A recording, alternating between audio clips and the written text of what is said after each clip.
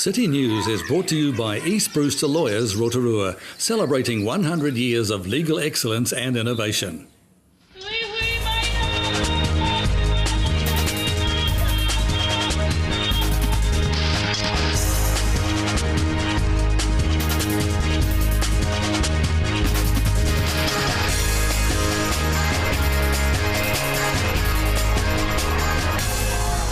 Good evening. Tonight on City News. A series of ceremonial posts have been erected by the Positive Rotorua Environmental Society to protest the proposed Eastern Arterial.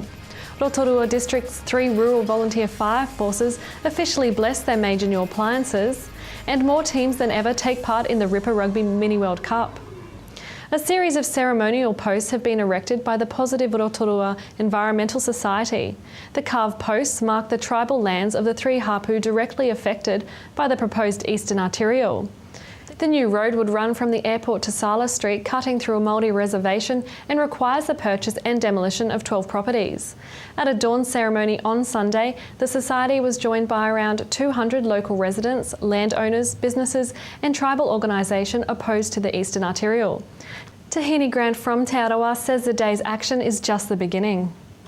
First of many actions that the people of Rotorua and the communities of Ngāpuna, Ōwhata and Rotokawa are going to undertake as a way of showing their disapproval and their absolute disgust at what is being planned. Following extensive fundraising efforts and generous sponsorship from individuals and organisations, Rotorua District Council's 3 rural volunteer fire forces has each had major new appliances added to their fleets. Leiko Karake's volunteer fire unit has secured funding for a $350,000 fire truck. The Lake Tarawera crew has secured a $9,000 four-wheel drive double cab ute, and the West Rotoiti volunteer force has acquired a $50,000 stubby craft boat. The vehicles were blessed yesterday by Council Kamatua Mariora Kingi. Deputy Principal Rural Fire Officer Richard Horn says the rural volunteer fire force teams were absolutely rapt to have successfully secured the new equipment. He says the 3 firefighting assets will not only benefit their individual local community for years to come, but also the wider Rotorua district. Local Hospice is reminding locals to give what they can during Hospice Appeal Week. Appeal envelopes will be going out with tomorrow's Rotorua review, and Hospice Sponsorship Manager Jan Morgan is hopeful of a good response. Last year, the general public and the business community donated over $10,000 to hospice through our annual envelope appeal. So I'm hoping that we get the same response, and I'm sure, I know Rotorua public are very, very generous, so I'm just counting on the same result again this year. More on the hospice appeal in tonight's show. In sport tonight, more than 1,500 Bay of Plenty school children from Year 3 to 6 will contest global rugby glory of a different variety over the next month during the Ripper Rugby Mini World Cup. On Wednesday, Melfoy School proved too strong for their Central Bay of Plenty Year 3 and 4 opponents in the first of the district competitions. Melfoy will be joined in the Baywide Championship in Painaroa on June the 12th by Otonga Road School, Westbrook School and Sunset Primary School, and the top 4 teams from both the Eastern and Western Bay of Plenty. Selwyn Primary School were the pick of the Year 5 and 6 competition, with Otonga Road School, Westbrook School and Melfoy School also to contest the Baywide Championships.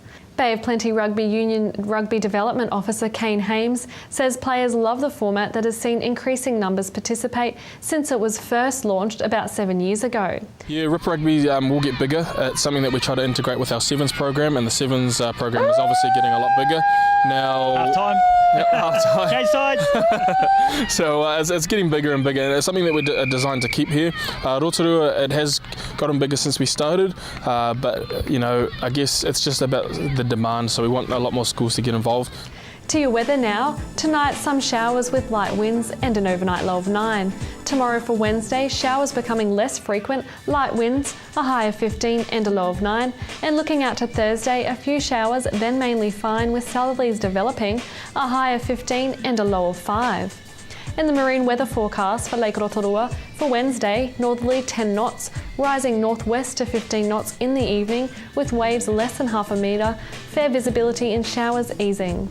Still to come tonight on City News, we catch up with local pop star Geordie Webber, Jen Morgan has news about this week's hospice appeal, and Alan Solomon covers last week's Specsavers fundraiser for the Fred Hollows Foundation.